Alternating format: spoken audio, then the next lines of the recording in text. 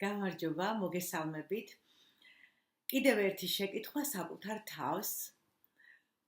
Როგორც მივხვდით, განვიხილავთ მერვე თავს წიგნიდან კიდევ ერთის ძალა და დავიწყებ სოკრატეს სიტყვებით, შეუსწავლელი ცხოვრება, ცხოვრებაც საერთოდ არ ღირს.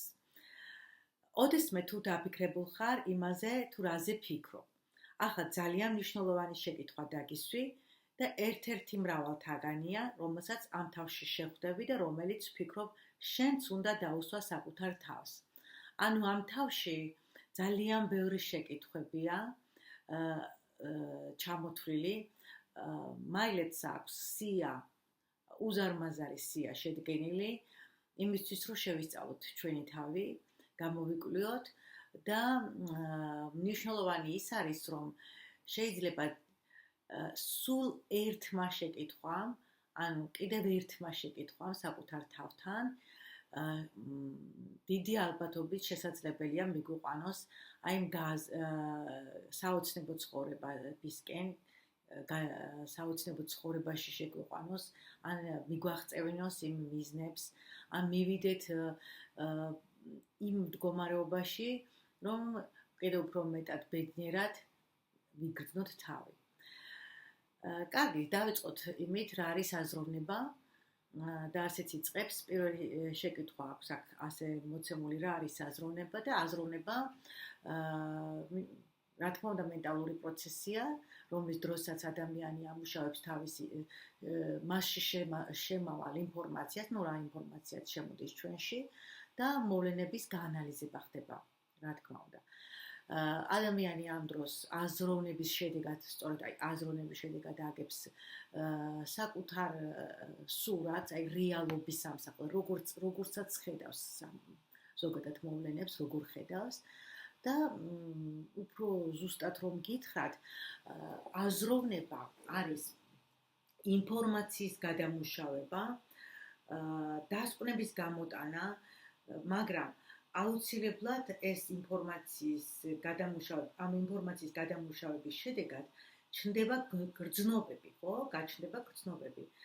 გამოვიტანთ დასკვნებს, რა არის სწორი, რა არასწორი, ჩნდება ახალი იდეები, მათ შორის ახალი ხედვები. ერთი სიტყვით, აი ამ აზროვნების შედეგად ადამიანი ქმნის თავის სამყაროს, შინაგან სამყაროს და ასევე აზროვნება ქმნის იქიდან გამომდინარე, რომ შედეგად ემოციები ჩნდება, მის ემოციურ მდგომარეობასაც ჩვენი აზრები და ფიქრები ქმნის. მოდი ვიტყვი იმასაც, სანამ გადავალ აქ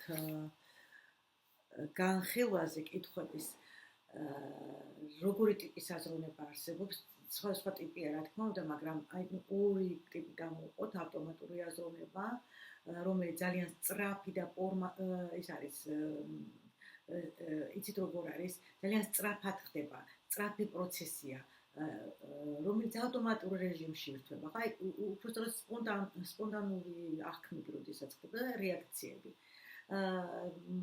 ამას ჩვენ ვერც ვამჩნევთ, თვითონ ჩვენს ტვინში ისე ხდება ეს პროცესი, რომ ვერ ვამჩნევთ, აი უბრალოდ ხდება და ამას რატომ ხდება, ნახეთ, თავდაცვის მექანიზმებია ჩართული, ასევე ბავშვობის პროგრამები ბავშვობაში რაც ვისწავლეთ, ჩვენი წარსულის გამოცდილებები, ემოციური მეხსიერება და სწორედ აი ამ აზროვნების დროს, რომელსაც არ ვაქცევთ ყურადღებას, ანუ გაუცნობიერებელი აზროვნება და ვარქვათ, აქედან არის გამოწვეული აი შიშები, რომელიც არაფრის საფუძველზე ხდება, ხო?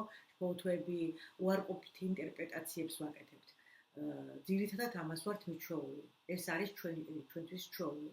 და მეორე, ეს არის უკვე გააზრებული ფიქრი, როდესაც და ამას უფრო შეგნებულ აზროვნებას არქმევს ჩვენი ავტორი და ეს აზროვნება არის ძალიან გააზრებული, როგორც ვახსენე, ძალიან დაფიქრებული და დასაბუთებულიც, ანუ ლოგიკურია, უფრო ლოგიკაზეა და ანალიზის უნარზეა, ხო? დაყრდნობილი. ასევე კიდე არ მინდა თემებს ავწდე და მოდი წავიკითხავ ახლა. როდესაც ადამიანი იწყებს გააზრებულად მუშაობას, საკუთარ ცხოვრებაზე გააზრებულად უდგება, საკუთარ მიზნებზე თუნდაც ან ან კარგით მიიქნება მიზნები და პრობლემებზეც ამ ტიპის აზროვნებაში ჩამოყალიბდება აუცილებლად ძალიან ლოგიკური დასკვნები, ხო? ასევე მინდა ვთქვა, რომ კიდევ უამრავი ტიპი აზროვნების უბრალოდ ყველას ვერ გავივით, მაგრამ მაინც აი რაც მახსენდება ემოციური აზროვნება, კრეატიული, არის ასევე ანალიტიკური, კრიტიკული აზროვნება და კიდევ სხვა ტიპის აზროვნებები. აი ეხლა მოდი ჩვენ გადავიდეთ, რას გვეუბნება ავტორი ამასთან დაკავშირებით, ანუ მარტივად რომ ვთქვათ, აზროვნება არის საკუთარი თავისთვის შეკითხვების დასმის, აი აქ ამას ამხრივაა, ხო, განხილული შეკითხვების დასმის და მათზე პასუხების გაცემის პროცესი. აი როგორ მუშაობს აზროვნება.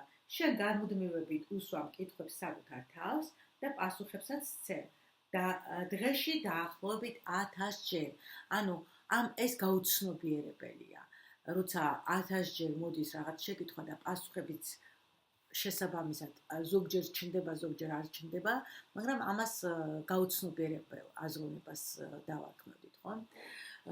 მაგრამ კარგი ის არის, რომ გაუცნობიერებელი აზროვნება უნდა გადავიყვანოთ, შესაძლებელია გადაყვანა გაცნობიერებულში.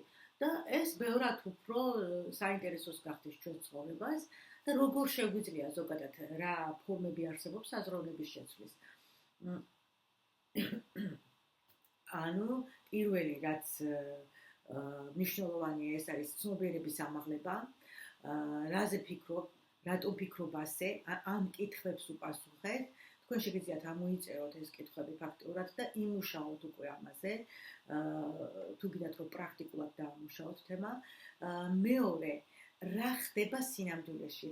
ჩვენი აღქმა არის სხვადასხვანაირი. ერთი და იგივე მოვლენა შეიძლება ერთმა ადამიანმა ერთგვარად ერთი ადამიანის აღქმა ერთ და იგივე მოვლენაზე სხვა იქნება, მეორესი შეიძლება განსხვავებული იყოს და შეიძლება ერთნაირი იყოს დაახლოებით მაინც. ასევე აზროვნების შეცვლა შესაძლებელია, როდესაც ჩვენი რწმენა წარმოდგენები, ანუ წეგან ვახსენე პროგრამები, ხო, იგივე, რწმენა წარმოდგენები, რომლებიც ჩვენ ბავშვობიდან რომლებსაც მიჩვეული ვართ, აი რა რისიბჯერ არის ზოგჯერ ეს რწმენა წარმოდგენები აბსოლუტურად უსარგებლოა და ხელს გვიშლის განვითარებაში, ცხოვრებაში რაღაცა კარგის მიღწევაში, ჩვენი მიზნების შესრულებაში, თუნდაც ან რაღაც ბედნიერ ცხოვრების დამკვიდრებაში და აი ეს რწმენა წარმოდგენების ჩანაცვლება უნდა ვქნათ, ან მათი კორექცია უნდა მოვახდინოთ და ესეც შესაძლებელია. ასევე აუცილებელია ემოციების რეგულაცია და მეხუთე ყველაზე ყველა მნიშვნელოვანია პრინციპში, მაგრამ ნარატიული აზროვნების გამოყენება, რას ნიშნავს იცით ეს? აი ისტორიების შექმნა საკუთარ თავზე, რატომ წამოვიდა რომ ყველაზე მნიშვნელოვანი, იმიტომ რომ ამას ძალიან ხშირად იყენებენ ფსიქოთერაპიაში და ერთ-ერთი საუკეთესო მიდგომაა თერაპიული მუშაობის დროს, იმიტომ რომ დიდ ცვლილებებს ახდენს ადამიანზე. ანუ მე ბევრჯერ მიმუშავია ამაზე, როდესაც სწავლობდი, სულ პირველად, როდესაც მითხრეს, რომ მოდი დაწერე შენი ისტორია, აი საგვარეულო ისტორია მთლიანად, როგორი იყვნენ შენი წინაპრები, როგორ ოჯახში გაიზარდე, მე უკვე წინაპრებიდან წამოსული აქეთ და არ დაწერო სიმართლე, არ დაწერო ის, სიმართლე შეიძლება შეიტანო, რა თქმა უნდა, მაგრამ შეიტანე ყველაფერი ის, რაზეც შეგიძლია იოცნებო, აი იოცნებე, როგორიც გინდა რომ იყოს, ანუ ერთგვარი ზღაპრების წერა, ეს ძალიან კარგად მუშაობს სხვათა შორის და ავითარებს კიდეც ფანტაზიის უნარს. ჯერ პატარა მოთხრობებით დაიწყეთ ან რაღაცა პატარა ისტორია შექმნით საკუთარ თავზე. აი როგორი გინდათ რომ იყოს, როგორიც გინდათ რომ იყოს თქვენი ცხოვრება, აი ბედნიერი ზღაპარი და მოიგონეთ. მე შეგიძლიათ დიდი ტექსტებიც, მე მახსოვს რომ აი მთელი არ ვიცი რამდენი დამავალეს, მაშინ დავალებად ჰქონდა ეს მოცემული, მაგრამ ძალიან კარგად მახსოვს რომ აი მე მგონი რამოდენიმე 10-12 თაბახის ფურცელი დიდი იყო შევსებული და ის შევედი აზარში თავიდან ძალიან გამიჭირდა მოგონებებზე აგება, იმიტომ რომ ახლა მე არ ვარ მწერალი, თუმცა მეხერხება ესეთი რაღაცეებიც, მაგრამ აი ეს ჩემ თავზე, მაგრამ მე ისი კარგად დავამზადე დავიწყო. სხვათა შორის ახლა ამ გახსენებაზე ალბათ ამ დღეებში გამოვნახავ დროს და გადავიკითხავ ხელახლა. ანუ რომ აი ესე ამ ტიპის მოქმედებებით შეგვიძლია აზროვნების შეცვლა. ხო, ეხლა რაც შეეხება ავტორის მიერ მოცემულ მითითებებს, ანუ რა რჩევას გვაძლევს, ხო? შეკითხვები დასვით პირველ რიგში თქვენ თავთან, თუ გინდათ რომ კიდევ ერთი ძალა იპოვნოთ, ანუ მაგრამ საქმე იმაში რომ სწორად დასმული შეკითხვები გვჭირდება ჩვენ. ჩვენ არ გვჭირდება აი არასწორად დასმული და ამაზეც აუცილებლად გავამახვილებთ ყურადღებას. შემდეგ უფრო ცოტა მოგვიანებით, რა თქმა უნდა.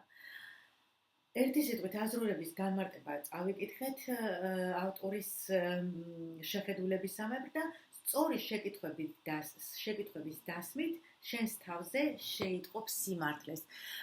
სიმართლეს შეიტყობ, იცით როგორ არის, თავიდან დასაწყისში შეიძლება აი გგონია, მე მაგალითად ძალიან ადრე ვფიქრობდი, რომ მე ვიყავი ჩემი ფიქრები, ჩემი ემოციები, მაგრამ მერე აღმოვაჩინე, რომ ეს იყო ჩემი იდენტობა უბრალოდ, აი იდენტობის განსაზღვრელი. და იდენტობა გავიარეთ ეს თავი უკვე, ვისაც არ გაქვთ ნანახი, შეგიძლიათ არ მახსოვს, პირველი იყო, მე მგონი, პირველი აქედან იწყებს იდენტობის შესწავლით იწყებს ამას ავტორი და აი აქაც ძალიან დიდი მნიშვნელობა აქვს, აი დასვა შენ თავთან, კითხვა ვინ ხარ, ხო, ვინ ვარ. მაგრამ ამის იქით ძალიან ბევრი კითხვაა კიდე, რომელსაც აუცილებლად წაგიკითხავთ და მე თქვენ თვითონ შეძლებთ ამოარჩიოთ იქიდან, რომელიც უფრო თქვენთვის მნიშვნელოვანია და რომელზეც გექნებათ უფრო მკაფიო და მკვეთრი რეაქცია. ძალიან გთხოვთ იმუშავეთ ამაზე, შეიძლება ერთ დღეს სხვანაირად დაწეროთ და გავადრო, შეიძლება სულ სხვანაირად უპასუხოთ, მაგრამ ღირს ხო ამაზე მუშაობა ნამდვილად ღირს. კიდევ რას გვეუბნება? სამწუხაროდ საკუთარი ცხოვრების სიღრმეში, ხო, სიღრმეში ჩაგვახედებს, ეს აუცილებლად ჩვენ სიღრმეში, შეიძლება არც თუ ისე სასიამოვნო პროცესი იყოსო, მაგრამ არსებობს ისეთი კითხვები კოუჩინგში მაგალითად, ისე ვაწვდით კითხვას, საერთოდ კითხვებია ხო კოუჩინგში, სწორი კითხვების დასმის ხელოვნება ეს და ისე ვაწვდით კითხვა, იმდენად სწორად უნდა იყოს დასმული, რომ შენ ის ცუდი კი არ გაგიღვივოს და იმაში კი არ ჩაგაგდოს რაღაცნაირად დადანაშაულება საკუთარი თავის თვითგვემა ან რაღაცა უნდა ეს არასწორად ცოდნია და გავაკეთე, არავითარ შემთხვევაში. უბრალოდ დასვით კითხვების სწორად და ამ კითხვის ფორმულირებას აქვს ძალიან დიდი მნიშვნელობა. აი მაგალითისთვის გეტყვით, ხო? როდესაც რაღაცას აკეთებთ, საქმეს იწყებთ. აი დასმული შეკითხვა, რა შეიძლება არასწორად წარიმართოს? ავტორის აზრით არ არის კარგი, არ იქნება მართებული. უფრო კარგი იქნება თქვენთვის თუ დაწერთ, რომ რისი გაკონტროლება არ შემიძლია. იმ შემთხვევაში. ანუ გვეუბნება, რომ აი ესეთი არასწორი შეკითხვებით შენ ტვინსო ჩააყენებ ძალიან რთულ მდგომარეობაშიო და შესაბამისად ტვინიც არასწორ პასუხებს შემოგთავაზებსო და სწორი შეკითხვების დასმით შენ თავზე უკვე როგორც ახლა წავიკითხე, სიმართლეს შეიტყო და შესაბამისად პასუხები ძალიან მნიშვნელოვანი იქნება. პასუხების მიღება სწორი პასუხების მიღება აკრავს დაბრკოლებებს, რაც ცვლილებების შეტანაში გვეხმარება. ზოგადად ცვლილებები ცხოვრებაში ტრანსფორმაცია ერთგვარი ძალიან მტკივნეული პროცესია. ახლა მე ვერ ვიტყოდი რომ მთლიანად გააქრობს ამ რაღაცნაირად დაძაბულობას, შინაგან დაძაბულობას, მაგრამ ამის მიმღებლობაც უნდა გქონდეთ განვითარებული, იმისთვის რომ მზად უნდა იყოთ, ხო, ცვლილებებისთვის, ტრანსფორმაციისთვის. არ არის მარტივი, არც ის რომ მიზანს მიაღწიო დაუფიქრებლად და გონის გარეშე და არ მხოლოდ გონის იქ სროლის შეგრძნებებიც უნდა ჩავთოთ და რაღაცა გაცნობიერების გარეშე ცოტა რთული იქნება ცხოვრებაში წინსვლა და გაცნობიერება ყოველთვის არ არის ხოლმე ჩვენთვის სასიამოვნო და მისაღები მაგრამ ნუ რას იზავ, ვერ გაიქცევი შენ თავს საკუთარ ჭრილებს აუცილებლად უნდა დანახვა.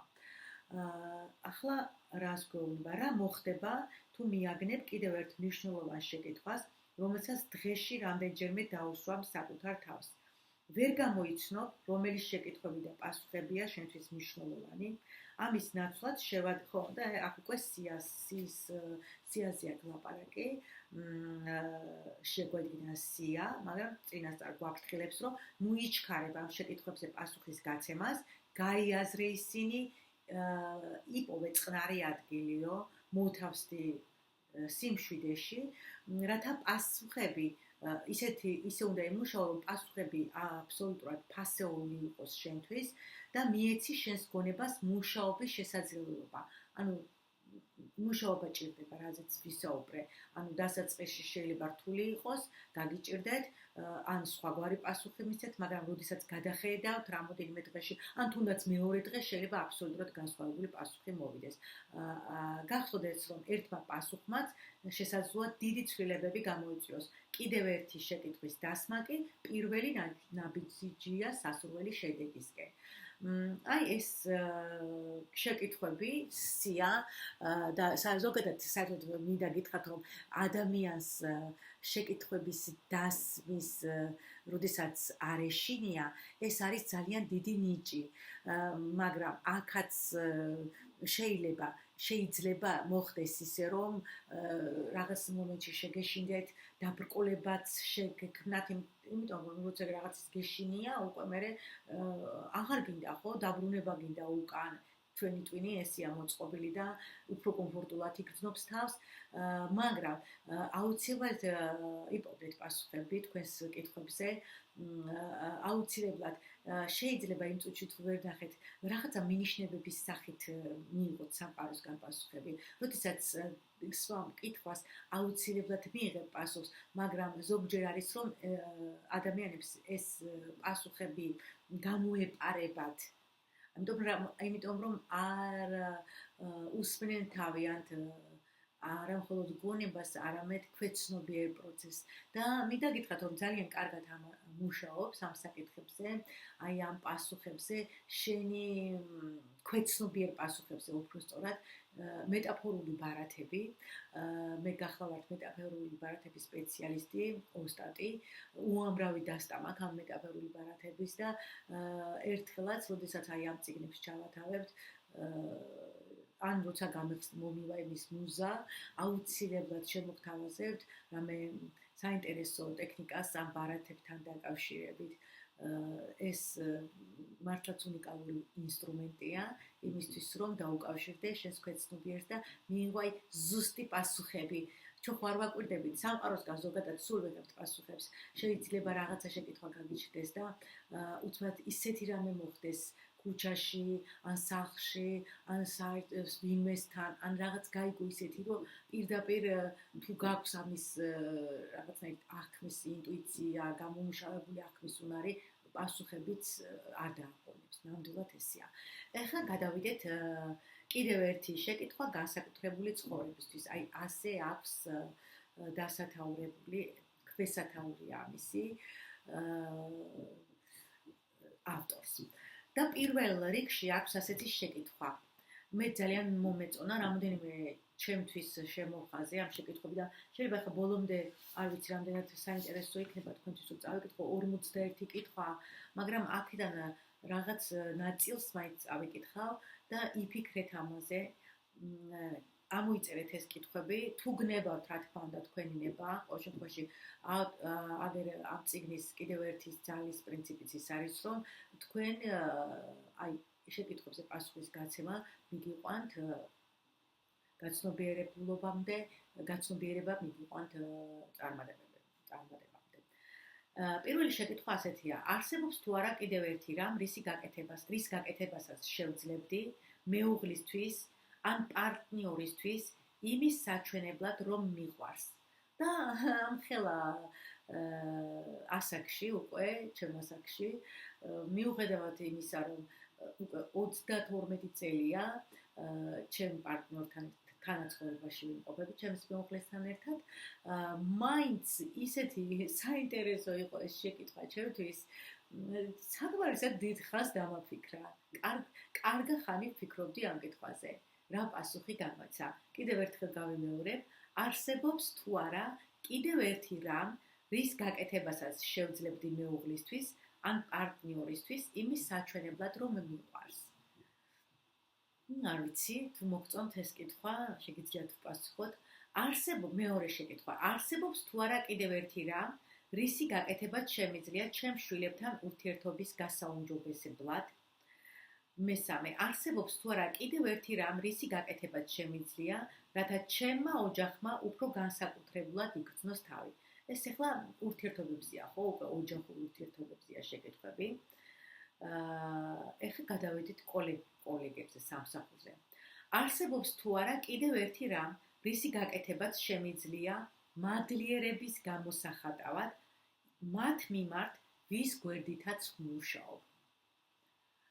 სხვათა შორის, ამ კითხვებს საკუთარ თავს გაიცნობთ, ხო, თქვი მე მგონი ვახსენე. სწორად დაინახავთ თქვენ თავს. აბა იფიქრეთ ამაზე.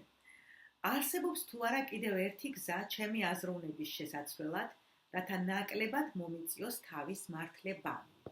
ხო, რას უპასუხებდით ამ შეკითხვას? თავის მართლება, მე ვიტყოდი, რომ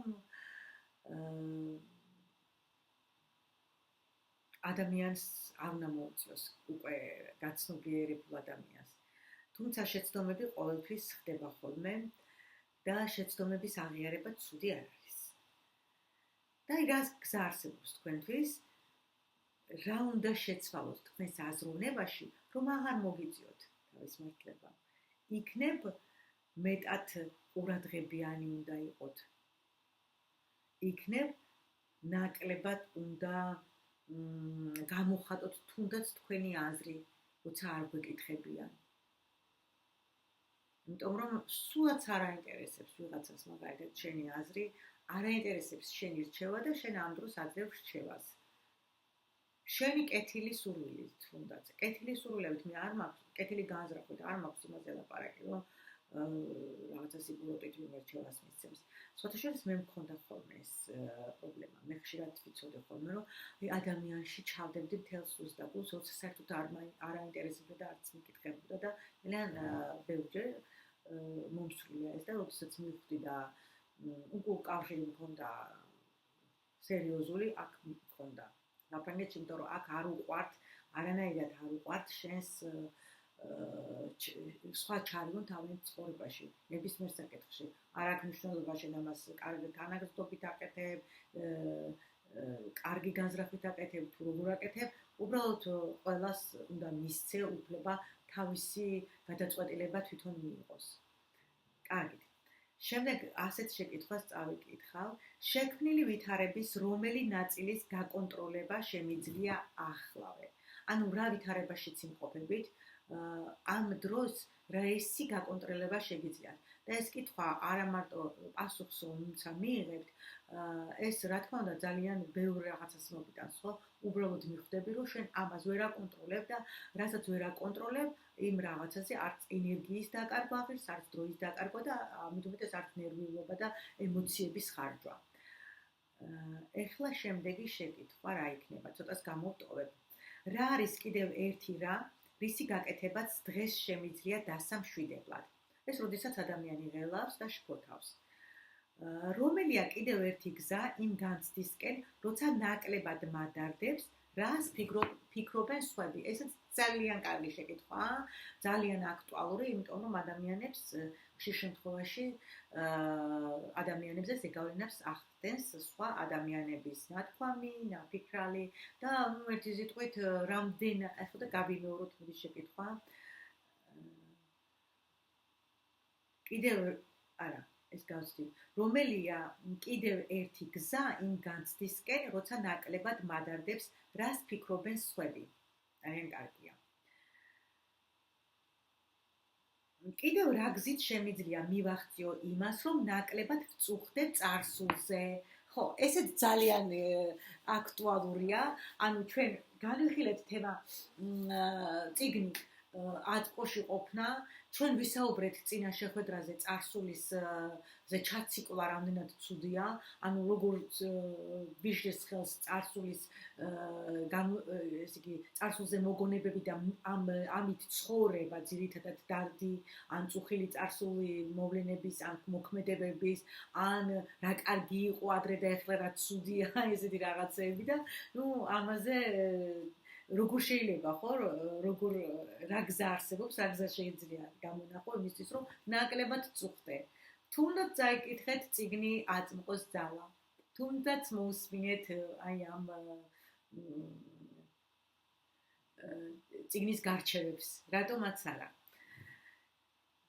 კიდევ რომელია კიდევ ერთი გზა რათა უფრო მეტად მახარებდეს მომავალი ხო ესეც კარგი და აქტუალურია ხო მადლიერების გამოხატვაში სავარჯიშოდ რა არის კიდევ ერთი გზა რომელიც დამეხმარება ამაში ანუ მადლიერების გამოხატვა აქ არ შემიძლია რომ არ შევეხო მადლიერება არის ძალიან მაღალი ვიბრაციის ემოცია ენერგია უბრალოდ მადლიერება მე ვფიქრობ რომ აი როდესაც სიყვარულია ხო ჩვენ ხო ვიცით რომ სიყვარული არის ყველაფერი და სადაც სიყვარულია იქ აუცილებლად მადლიერებაა თუ მადლიერების შეგრძნებით არ იღვიძებ და იღვიძებ უბრალოდ მოდი ესე უფრო კარგად იქნება თუ ასეთ ფორმულირებას გავუკეთებ როდესაც შენ მადლიერების შეგრძნებით იღვიძებ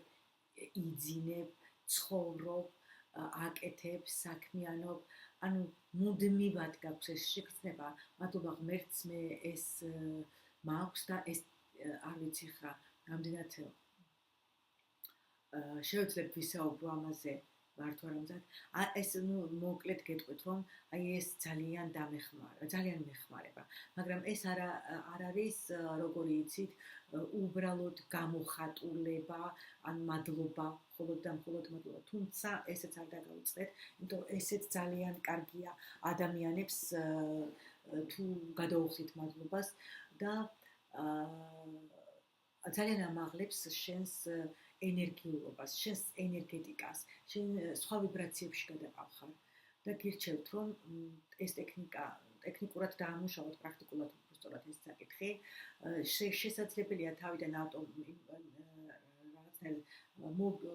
გაგჭირდეთ შეხსენება თუ გინდათ ან ძაფი გაიკეთეთ რეზინი გაიკეთეთ ხელზე და გააწყაბნეთ ყოველთვის ეს რეზინი მადლიერება არ დაგავიწყდეთ ანუ დახედავთ ან რაღაცა გაიკეთეთ ისეთი ამ ბეჭედი ან ბრასლეტი ან რაღაცა და დაარქვით რომ ეს არის მადლიერების ქვა აიღეთ რაიმე და როდესაც დახედავთ გაიხსენეთ ვისი მადლიერი შეიძლება იყოთ ან ჩამოწერეთ ეს ყველაფერი მოდი უფრო კარგი იქნება თუ ჩამოწერთ აიღეთ ფურცელი და მადლიერება ჩამოწერეთ რისი მადლიერი ხართ ვისი მადლიერი ხართ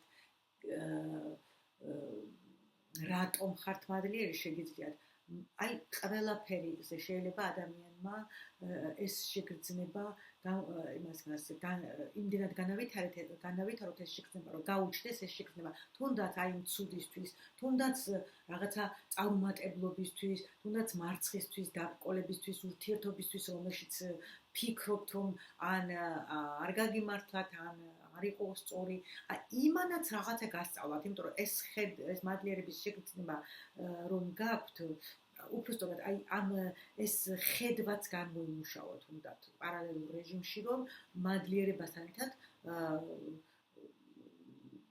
იმის აღქმა დადებითის და პოზიტიურის აღქმა მერწმუნეთ რომ აი არ ვიცი კარგის მეც არაფერს არ მოიტანს და როცა წყენები და ბრაზი და ეს არის უკვე აი აბსოლუტურად დაბალ ვიბრაციაში და შენ თავს ავნებ რომ სულ არ აინტერესებს ახლა ვიღაცას ვინც გაწყენინათ ნაწყენი ხარ თუ არა შესაძლოა იმიტომ რომ ან უნებურად გაწყენინათ ვიღაცამ ან შესაძლოა საერთოდ აღარც აქვს სულ გაწყენინათ და ჩვენ ვიგროვებთ ახლა ამას გულში ასე რომ მადლიერების სავარჯიშო ძალიან კარგია როგორ გამოვიყენო კიდევ ერთი საშუალება რომ ნაკლები საქმე გადავდო სამომავლოდ და დავიცვა ისეთი ფასეულობა როგორიც ჩემი დროა კი ბატონო აქ უკვე თვითდისციპლინაზე დაგჭირდება მუშაობა ჩემი აზრით და თქვენი გაქვთ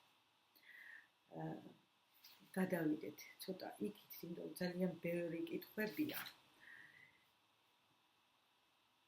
კიდევ რა გზით შემიძლია ვუთხრა ჩემს თავს, რომ ნორმალურია წარუმატებლობა და საკუთარ შეცდომებზე სწავლა. აი რა გზით შეიძლება უთხრა ეს?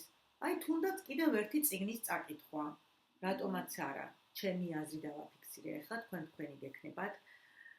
არსებობს თუ არა კიდევ ერთი საშუალება, რომელიც დამეხმარება ფულის უკეთ განკარგვაში, რომელიც ღმერთმა მიწყალობა.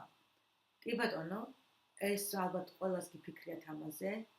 ფულის დახარჯვა არ არის განკარგვა, ფულის არ არის მარტივი. დააბანდებ რამეში, მოძრავში, უძრავში, არ ვიცი, ეს თუ დახარჯავ იმ ფულს და როგორ გამოიყენებ, რა განიჭებს სიამოვნებას და რა მოგიტანს შემდგომ ეს ამაზეც სამუშაოებს და დაფიქრდით ამაზე. არსებობს თუ არა ჩემს საქმიანობაში კიდევ ერთი გზა, რომელიც დამეხმარება გავხდე ეფექტიანი ლიდერი. კიდევ რა გზით შემიძლია გავხდე უფრო ჯანმრთელი. აი ეს ჩემთვის პირადად ძალიან საინტერესოა. ხო. ну, აქაც უამრავი პასუხი შეიძლება მოვიდეს, მაგრამ მარტო პასუხის გაცემაც არ კმარა. ახლა მე თუ ვიტყვი, რომ უნდა ვიყო სწორკვებაზე, უნდა იყოს სწორკვებაზე. თუ ვიტყვით, რომ ფეხით სიარული, მე ახლა ჩემსაც ვყვები, რა თქმა უნდა, ძალიან კარგია, ყოველდღიურად უნდა ვიაროთ ფეხით. და როცა ამას წერ, როცა ამას აცნობიერებ, ეს უკვე პირველი ნაბიჯია იმისთვის, რომ გააკეთებ შემდეგ ამას, ხო? როგორ შემიძლია შევიტანო კიდევ ერთი ცვლილება ჩემს რაციონში წონის დასაკლებად? კი ბატონო, კიდევ რაზე შემიძლია უარის თქმა, რაც მაფერხებს და რაც უმჯობესია არ მქონდეს? ну, ეს შეიძლება იყოს ნებისმიერი რამ, შეიძლება იყოს უნარი, ჭრება, თვისება, რწმუნებულება, რომელიც ძალიან ხშირად გვიშლის ეს შემზღუდველი რწმუნებულებები ხელს. რა არის კიდევ ერთი რაღაც, რასაც შემიძლია თავი დავაღწიო და რაც ხელს მიშლის იმის გაკეთებაში, რის გაკეთებასაც შევძლებდი. აი მაგალითისთვის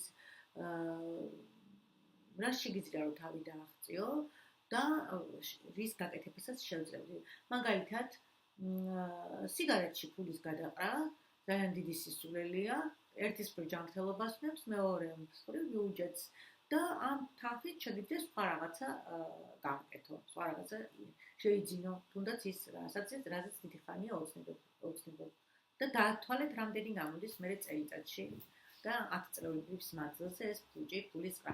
ეს ნუ ჩემი აზრია, რა თქმა უნდა, თორე ყველას თქვენი სულისამებრ.